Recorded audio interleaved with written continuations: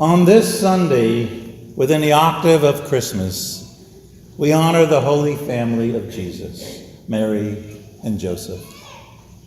In honoring them, we honor all families, while at the same time focusing on the hidden day-to-day life of the Holy Family of Nazareth. Have you ever wondered what was it like to live in the household of Saint Joseph? What was it like to have Jesus for a son? Mary as a wife and mother, and Joseph as the father and husband. Most likely, their family home was similar to ours. They were talking with each other, eating together, having fun, faced challenges, difficulties, and tense moments. They were doing daily chores, earning a living, putting food on the table, and attending gatherings of family and friends while encountering all the things that make up daily family life. And in addition, they were teaching Jesus the Jewish faith. We forget that. It was his parents in the synagogue which taught Jesus the Jewish faith. So, my dear friends, in essence, they lived a normal family life in every way. However, since they were the Holy Family, their home would have been a sacred place with true peace and unity. And the overriding characteristic of their home would have been love, which we heard in the second reading. And all this, my dear friends, is significant because it reveals God's love for the family life. So much so that the Father allowed his divine Son to be born into and live his life in a family, and as a result, elevated family life into a place within the Trinity. The holiness of the Holy Family reveals to us that every family is invited to share in God's divine life and to encounter ordinary daily life with grace and virtue.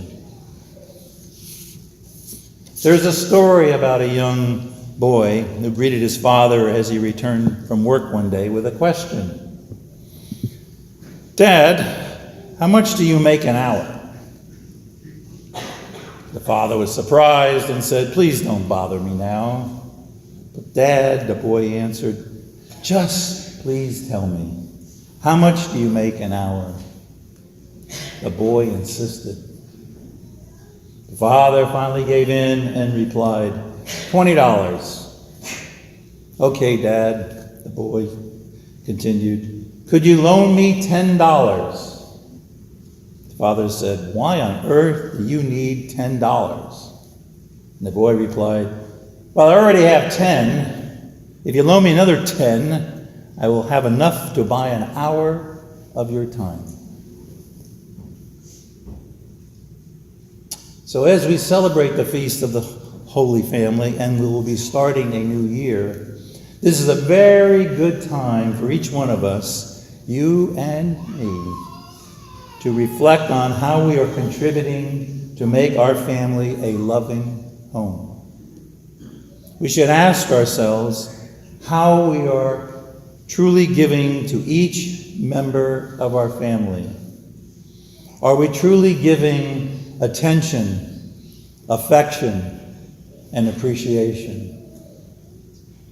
You and I all need to give as well as receive attention, affection, and appreciation in order to love and to feel loved.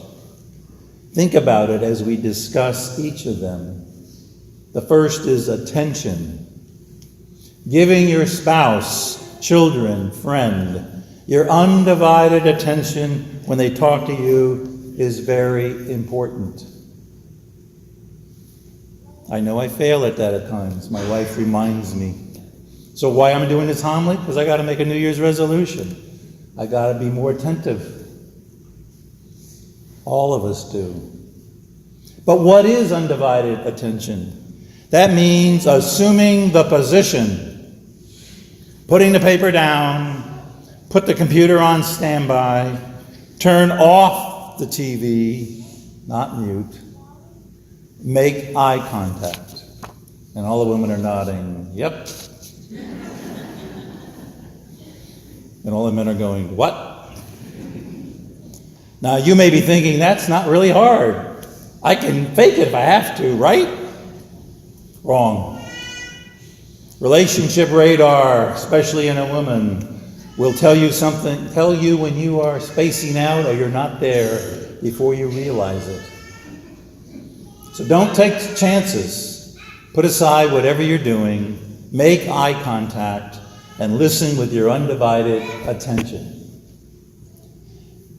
And if you really are too busy at that very moment, then you must assume the position of attention and say to your wife or child, you know, honey, I really want to hear what you have to say, but I'm right in the middle of something and I really can't drop it.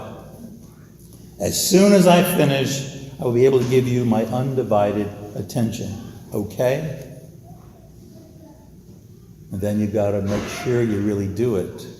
Because if you don't come back and do it, it's like, boy, you don't care. The second thing is affection. The number one tool for showing someone affection, especially in your family, is affectionate tones. And what are affectionate tones, you may ask?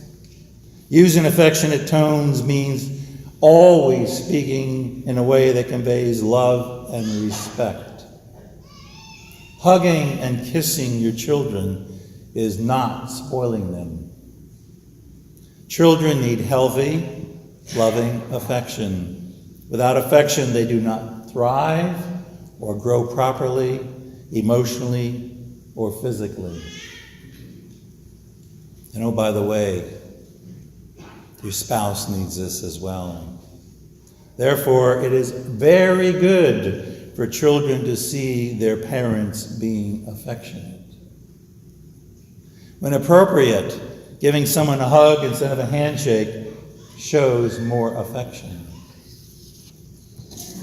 Third is appreciation.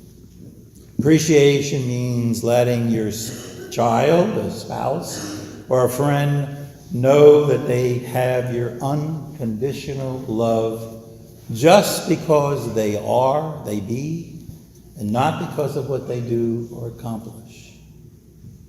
Unconditional love is caring for each member of your family the way he or she is, not the way you or I want them to be. Think about that. God is like that with you and me. Imagine if he only said to each one of us, me, Michael, I will love you if you do this. I will love you if you always do what I ask. It's not what he says. He says, I love you no matter what. And if you love me back, I greatly appreciate that. I want it so much. But I can't stop loving you. Unconditional love is giving the person the courage to try and be encouraged. And should they fall, helping them to get up again. What about all these three? Attention, affection, and appreciation with God.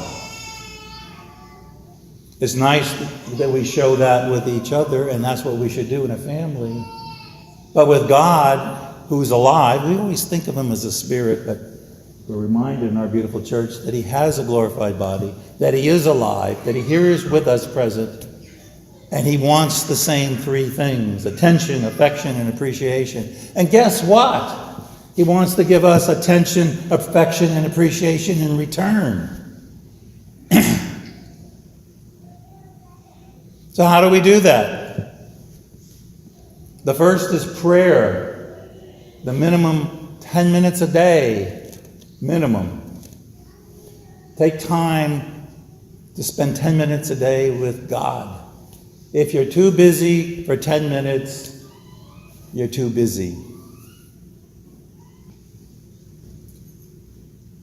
And you cannot give God the attention, the affection, and the appreciation that he wants you to give him. And in return, he can't give it back to you. And the second place besides prayer is the sacraments.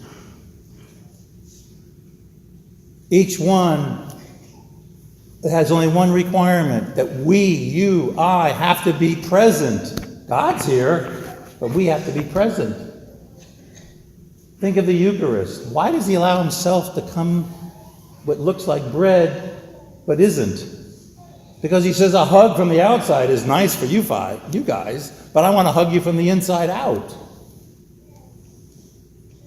So God wants us to be here with him, so he can give us the attention, the affection, and the appreciation and the unconditional love, and we can feel it. So prayer and the sacraments. And if you and I don't take part in all these things, he can never show us the way to follow him. And that's what the Holy Family did. They allowed God to show them the way. So my dear friends, next to home, our parish should also be a family, an extended family, where we give and receive love. Take time to look to your right, to your left, and notice a man, a woman, a teenager, or a child who could do with a little bit more attention, affection, and appreciation. Sure enough, if you and I can start being more loving within our family and our parish, we will be taking practical steps in living as members of the family of God that you and I are. Start, my dear friends, and even if you're giving some, give more attention, affection, and appreciation, or the 3 A's, both to God and to your family and to your parish. And you will be surprised how immediate the results are, and how your relationships will be stronger and more loving than you ever thought they could be. I want to close by wishing each one of you a continued blessed Christmas season and New Year. Now, I want to leave you with this thought about family. Family, where life begins and love never ends. Praise be baby Jesus, now and forever.